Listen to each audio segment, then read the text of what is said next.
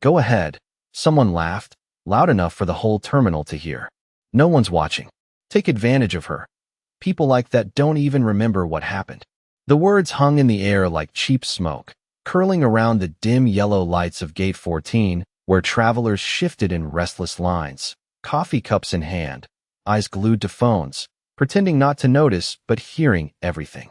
Ethan Cole stood still in the middle of it, his worn duffel slung over one shoulder, his 5-year-old daughter's small hand wrapped around his fingers, her grip light but trusting. In front of him sat a woman on a metal bench, shoulders slumped, clothes simple and slightly wrinkled, her gaze lowered as if the world had already decided what she was worth and she had agreed not to argue. You could walk away with a few hundred easy, another voice chimed in, quieter, sharper. Or more. Nobody would blame you. Ethan didn't answer right away. He looked at the woman, really looked, not the way the others did, not scanning for weakness or opportunity, but for something human, something real. Her hands trembled slightly in her lap, not dramatically, just enough to suggest exhaustion or fear or both. Beside him, his daughter shifted, tugging gently at his sleeve. "Daddy, is she okay?" she whispered, her voice soft, innocent, untainted by whatever calculation filled the air around them. Ethan exhaled slowly, the kind of breath a man takes when the world is asking him to become someone he refuses to be. "She's just tired," he said quietly, more to himself than anyone else. The man behind him scoffed. "Tired? She's an opportunity." A few people chuckled under their breath. Ethan turned then, not with anger, not with pride, just with a steady calm that didn't need to prove anything. "She's not a transaction," he said, his voice low but clear enough to cut through the noise. The laughter faded, not completely, but enough to leave a thin layer of silence in its place. He stepped forward, closing the small distance between himself and the woman, lowering his duffel to the ground. "Ma'am," he said gently, keeping his tone even, respectful. "Do you need some water or a place to sit? Where it's quieter?" She looked up at him then, and for a brief second, something flickered in her eyes, not gratitude exactly, not relief, something harder to name, like she was measuring the space between who he appeared to be and who he actually was. "I'm fine," she said softly, though her voice carried the weight of someone who had said those words too many times without being believed. Ethan nodded, not pressing, not prying. He reached into his bag and pulled out a small bottle of water anyway, placing it beside her on the bench without ceremony. Behind him, the same voice muttered, "Guy's a fool," followed by a quiet snicker. Ethan didn't react. He simply took his daughter's hand again, standing there in quiet dignity, as the hum of the terminal returned, footsteps echoing against polished floors, announcements crackling overhead. But something had shifted, subtle and almost invisible, like the air before a storm changes without warning. And the woman on the bench, the one everyone had already dismissed, lifted her head just a little higher, her eyes no longer avoiding the world, but watching it. The terminal did not return to what it had been before, even though people tried to pretend it had, because something about the way Ethan stood there, quiet and unmoved, had unsettled the rhythm of casual indifference that usually filled places like this. A rolling suitcase rattled across the tiled floor, a barista called out an order that no one claimed, and the overhead speaker announced a delayed departure in a flat, emotionless tone, yet beneath all of it there was a thin, unfamiliar tension, like a note held just a second too long. Ethan adjusted the strap on his duffel and crouched slightly to meet his daughter's eyes, his voice soft and steady. "Stay right here, okay?" She nodded, her small sneakers scuffing the floor as she shifted her weight, watching him with quiet trust. He turned back toward the woman on the bench, noticing now the details others had ignored, the way her shoes, though dusty, were well made, the way her posture, even in exhaustion, held a trace of discipline, like someone who had not always been overlooked. "There is a quieter seating area down the hall," he said gently. "Less crowded. Might be easier to rest." The woman glanced in the direction he indicated, then back at him, studying his face as if searching for something hidden beneath the surface. "Why are you helping me?" she asked, her voice calm but direct, not accusatory, just curious in a way that suggested she was not used to simple answers. Ethan paused for a moment, not because he did not have one, but because he did not see the need to dress it up. Because you look like you could use it, he said. Behind them, the same group lingered, their voices lower now but still edged with disbelief. Man really thinks he is doing something noble, one muttered. Or he just does not know how the world works, another replied. Ethan ignored them completely. He offered the woman a small, respectful nod and stepped back half a pace, leaving the choice entirely hers. For a few seconds, she did not move. Then, slowly, she reached for the unopened bottle of water he had placed beside her earlier, her fingers steady now, her gaze lifting just enough to meet his again. There was a shift there, subtle but undeniable, not weakness, not even gratitude, but recognition, as if she had just confirmed something she had been quietly testing. All right, she said at last, rising to her feet with measured control. Ethan picked up his bag, gesturing toward his daughter, who immediately stepped closer, her small hand slipping into his again without hesitation. The three of them began walking toward the quieter corridor, their footsteps softer against the polished floor, the noise of the terminal fading slightly with each step. And behind them, the laughter did not return, because something about what had just happened did not fit into the easy categories people preferred. It was not dramatic, it was not loud, it was not even particularly noticeable unless you were paying attention. But it was enough to leave a question hanging in the air, unspoken and unresolved, about what strength actually looked like when no one was supposed to be watching. The quieter corridor felt like a different world, the hum of the main terminal fading into a distant echo as soft. Overhead lights cast a warmer glow across rows of nearly empty seats, and for the first time since the moment began, there was space to breathe. Ethan set his duffel down near a corner seat and motioned gently for the woman to sit, his movements unhurried, deliberate, as if time itself did not need to be rushed to prove anything. His daughter slipped into the chair beside him, swinging her legs lightly, her eyes moving between the two adults with quiet curiosity that carried no judgment, only wonder. The woman lowered herself into the seat across from them, her posture still composed, though the tension in her shoulders had eased just enough to be noticed. You travel often? Ethan asked, not as an interrogation, but as a way to offer normalcy, something simple and human in a moment that had been anything but. She studied him again before answering, her gaze steady.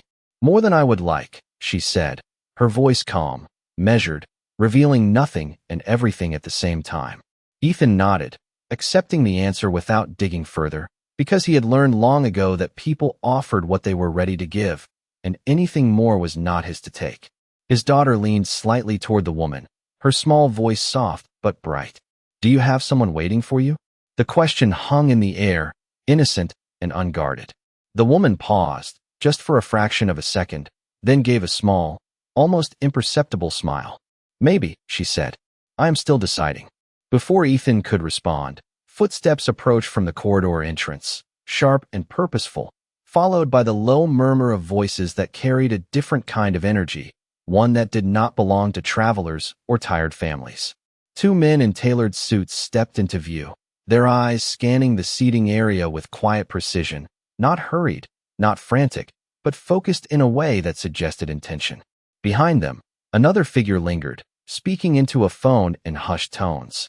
The atmosphere shifted again, subtle but undeniable, like a current passing through the air that only a few could feel. One of the men glanced toward Ethan, then toward the woman, his expression tightening slightly as recognition flickered across his face, though he did not approach immediately. Instead, he slowed, exchanging a brief look with the other man, as if confirming something unspoken. Ethan noticed the exchange but did not react, his attention returning to his daughter as she tugged lightly on his sleeve. Daddy, are those people looking for her? She whispered. Ethan followed her gaze, then looked back at the woman, giving her the space to answer or ignore it entirely. The woman's eyes shifted toward the men for the first time since they entered, and in that moment, something changed, not in a dramatic way, not in a way that demanded attention, but in a quiet, controlled adjustment, like a mask settling into place. The softness that had marked her earlier presence did not disappear, but it was no longer the only thing there. Sometimes, she said quietly, her voice carrying a calm that did not match the situation, people look for things they do not understand. The men took a step closer, still measured, still respectful, but no longer uncertain. And the small, quiet space that had felt like refuge a moment ago began to feel like the center of something much larger, something that had not revealed itself yet, but was already beginning to unfold. The two men stopped a few feet away, close enough to be noticed, but far enough to show restraint, their presence calm, yet unmistakably deliberate, as if they had stepped into a space that required permission without ever asking for it. The taller one adjusted his cuff slightly, his eyes settling on the woman with a quiet certainty that contrasted sharply with the uncertainty that had surrounded her just minutes ago. "Ma'am," he said, his voice low and respectful, carrying the tone of someone accustomed to being heard without raising it. "We have been looking for you." The woman did not respond immediately.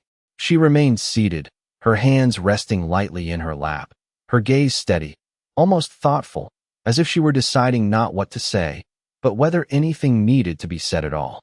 Ethan watched the exchange without tension, without curiosity that crossed into intrusion, simply present, the same way he had been from the beginning. His daughter leaned closer to him, her voice barely above a whisper. "Daddy, are they friends?" Ethan glanced down at her, then back at the scene in front of him.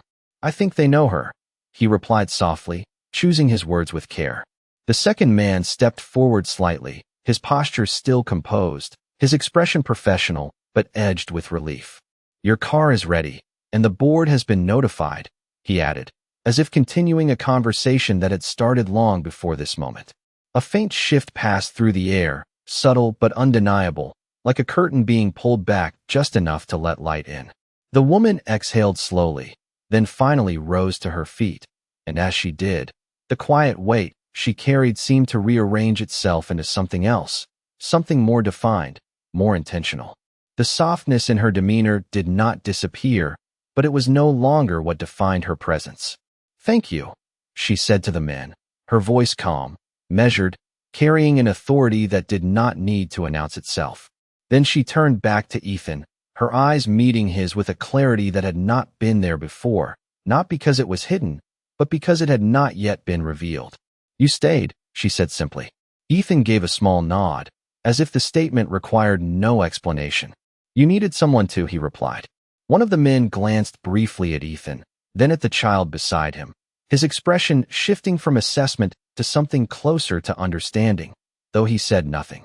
Behind them, the faint echo of footsteps suggested that others had begun to notice, travelers slowing, glancing, sensing that something unusual was unfolding in a place that rarely paused for anything. The woman's gaze lingered on Ethan for a moment longer, not evaluating, not questioning, but recognizing. "Most people do not," she said quietly. Ethan adjusted the strap of his bag again, his posture unchanged, grounded in the same quiet dignity that had guided him from the start. "Most people are busy," he answered, not as a judgment, but as a simple truth. A faint, almost invisible smile touched her lips, not wide, not dramatic, but real. The kind that comes not from surprise, but from confirmation. And in that small, quiet space, surrounded by soft light and distant announcements, the balance of the moment shifted again, not loudly, not forcefully, but with a certainty that made everything before it feel like preparation for what was about to be understood. The moment did not explode into chaos or applause the way people might expect, because real shifts rarely announce themselves loudly. Instead, they settle quietly into the room, changing the way everyone breathes, the way they look, the way they understand what they just witnessed.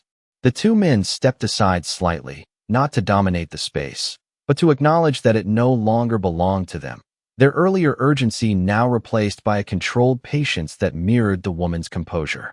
Ethan remained where he was, his daughter still at his side, her small fingers wrapped around his hand as she looked up at the woman with wide, curious eyes that had not yet learned to measure people by status or appearance. "Are you important?" she asked suddenly, her voice clear and innocent, cutting through the quiet in a way that no adult would dare.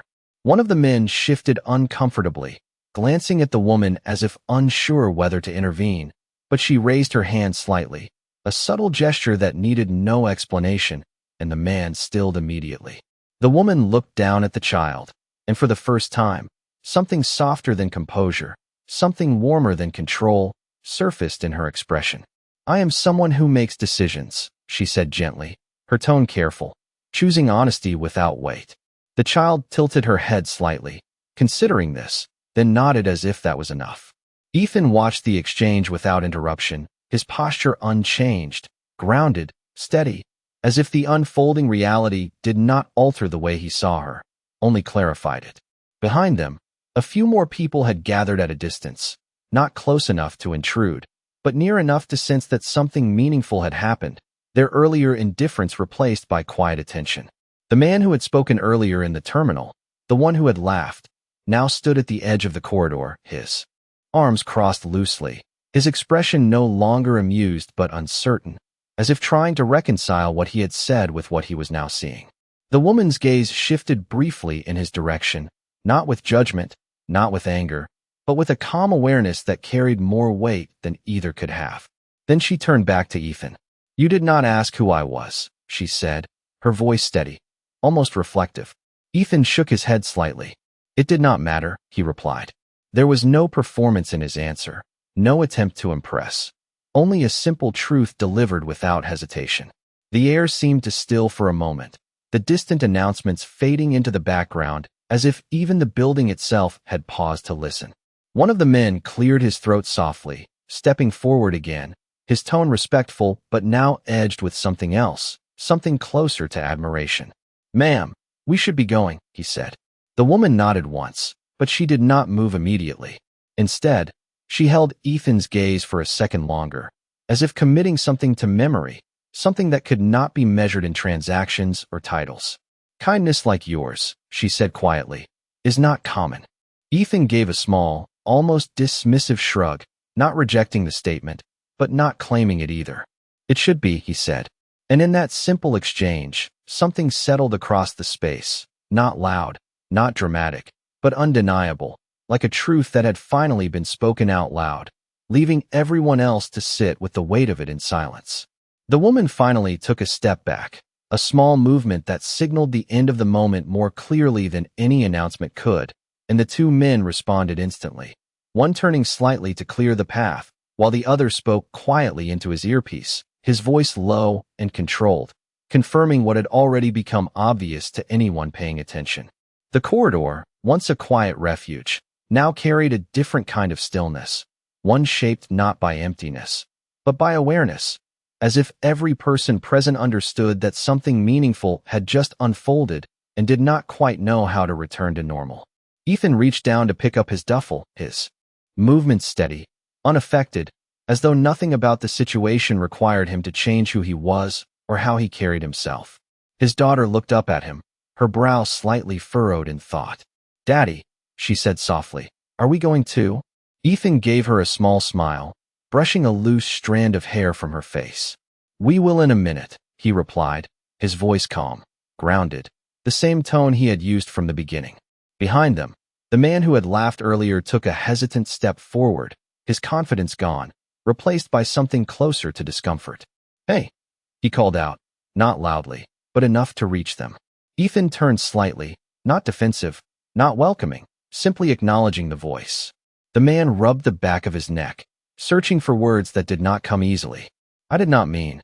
I mean, you know how it is, he said, his sentence trailing off under the weight of its own weakness. Ethan held his gaze for a moment, not long enough to embarrass him, not short enough to dismiss him. I do, he said simply. There was no accusation in his tone, no need to correct or condemn, just a quiet acceptance that left the man with nothing to argue against. The woman paused a few steps away, turning her head slightly as if she had heard the exchange, her eyes resting on Ethan once more, not with surprise now, but with something deeper, something closer to respect. One of the suited men leaned in toward her, speaking in a low voice, but she lifted her hand again, a subtle signal that she was not finished yet. She walked back the few steps toward Ethan, her presence now unmistakably composed, every movement precise, not rushed, not hesitant. There will be a car waiting outside, she said, her tone measured, offering information rather than instruction. Ethan nodded politely. I appreciate that, he replied, though his posture suggested he had not been expecting anything in return. The man behind her shifted slightly, as if preparing to add something more formal, Something about arrangements or accommodations, but she spoke again before he could. Not for obligation, she said, her eyes steady on Ethan, but for respect.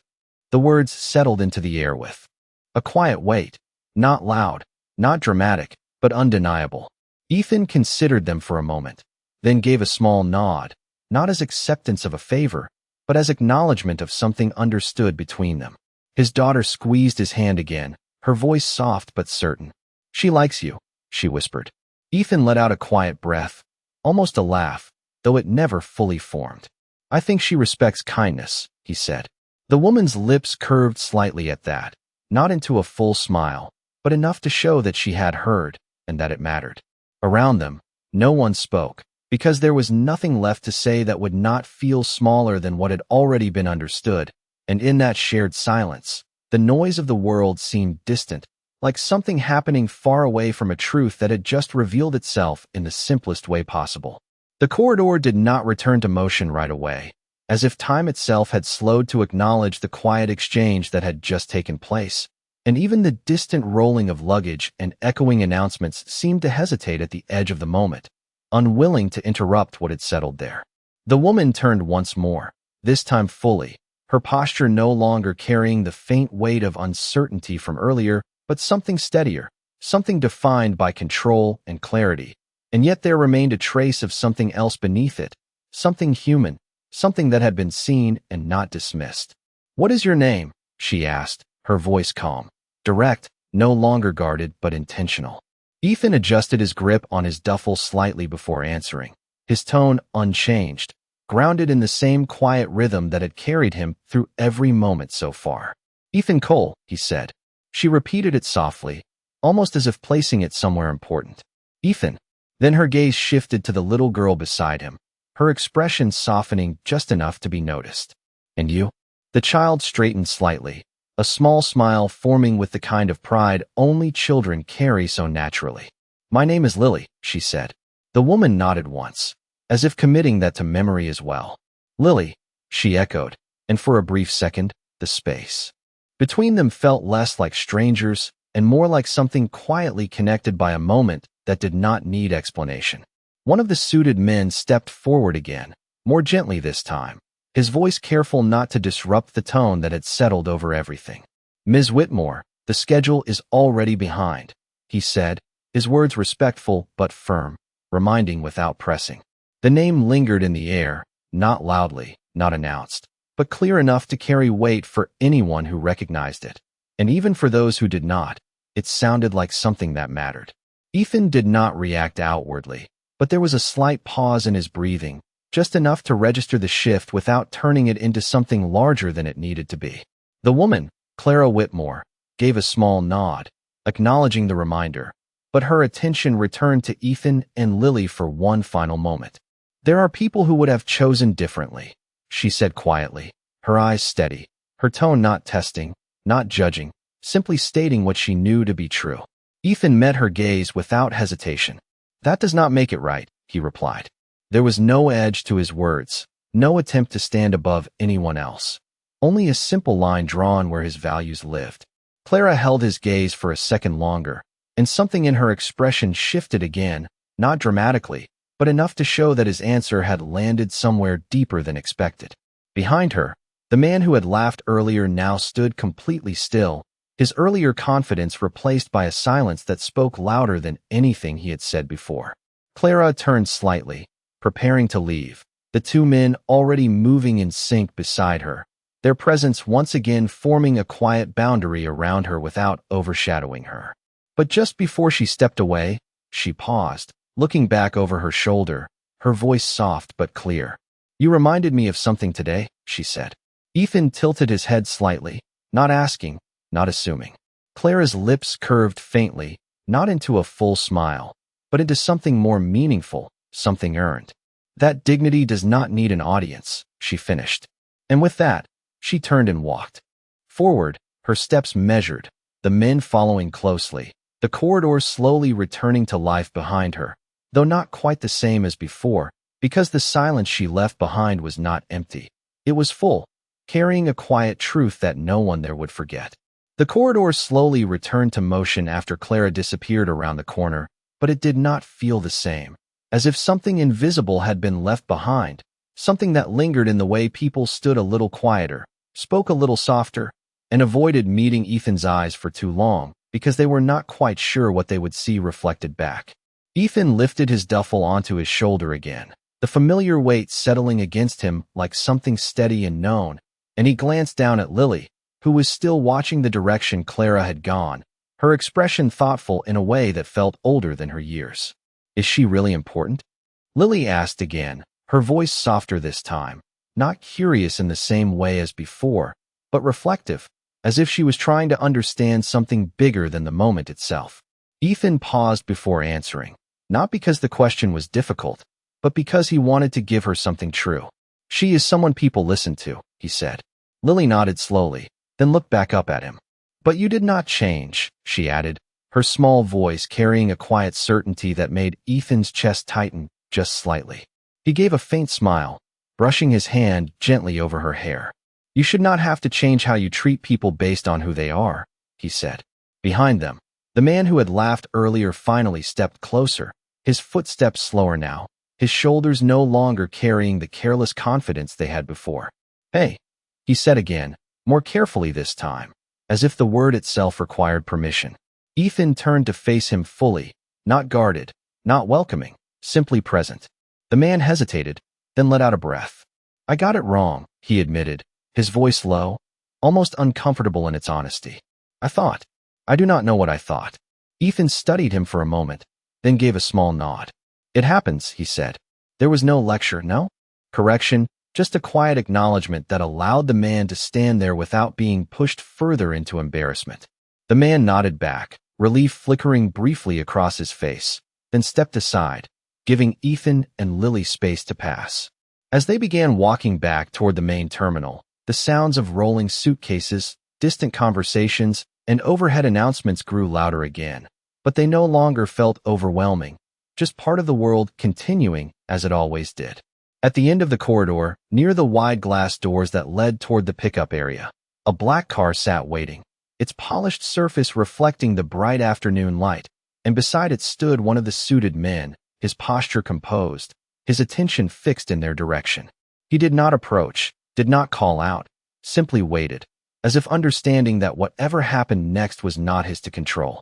Ethan slowed slightly, noticing the car, then glanced down at Lily, who looked back up at him with a quiet question in her eyes. He exhaled softly, not surprised, not overwhelmed, just thoughtful. "Looks like she meant what she said," he murmured. Lily squeezed his hand again, her voice small but certain. "Because you were kind," she said. Ethan looked ahead at the car, then back down at his daughter, and something in his expression softened, not because of what was being offered, but because of what had already been given. "No," he said gently, "because it mattered." And as they stood there for a brief moment between leaving and staying, between ordinary and something more, the world did not rush them, because even in a place built on movement, there are moments when everything pauses, just long enough for the truth to settle in. The glass doors slid open with a soft mechanical hum, letting in a wash of warm afternoon light that stretched across the polished floor, and for a moment, everything felt suspended between two worlds, the one Ethan knew and the one quietly waiting just beyond the threshold. The black car remained still at the curb, its presence understated yet unmistakable, and the man beside it stood with composed patience, his posture relaxed but attentive, as if he had learned long ago that the most important moments were the ones you did not rush. Ethan stepped forward slowly, Lily's hand still in his, their footsteps measured, not hesitant, but thoughtful, as though each step carried more meaning than distance. The man inclined his head slightly as they approached, not with authority, but with respect. "Mr. Cole," he said, his voice calm and even, "Ms. Whitmore asked that I make sure you and your daughter get where you need to go comfortably."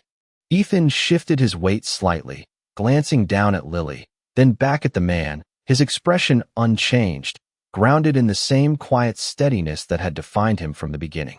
"That is kind of her," he replied. The man nodded once, then opened the car door without another word, stepping back to give them space, not insisting, not persuading, simply offering. Lily looked up at Ethan, her eyes searching his face with a question she did not need to say out loud. Ethan crouched slightly, bringing himself level with her, his voice soft but certain. "What do you think?" he asked. Lily looked at the car, then back at him, her small shoulders lifting in a gentle shrug. "I think she wanted to say thank you," she said. Ethan smiled faintly, not because of the car, not because of the gesture, but because of the clarity in her words. He stood again, turning to the man. "We appreciate it," he said, his tone sincere but without weight. "But we will be all right." The man paused, just briefly, as if confirming he had heard correctly, then nodded, accepting the answer without question. "Of course," he said. "If you change your mind, it will be here." Ethan gave a small nod in return, then took Lily's hand again, guiding her gently past the car, back toward the flow of people, back toward the ordinary rhythm of the day. As they walked, the sounds of the city returned, distant traffic, rolling suitcases, voices layered over one another.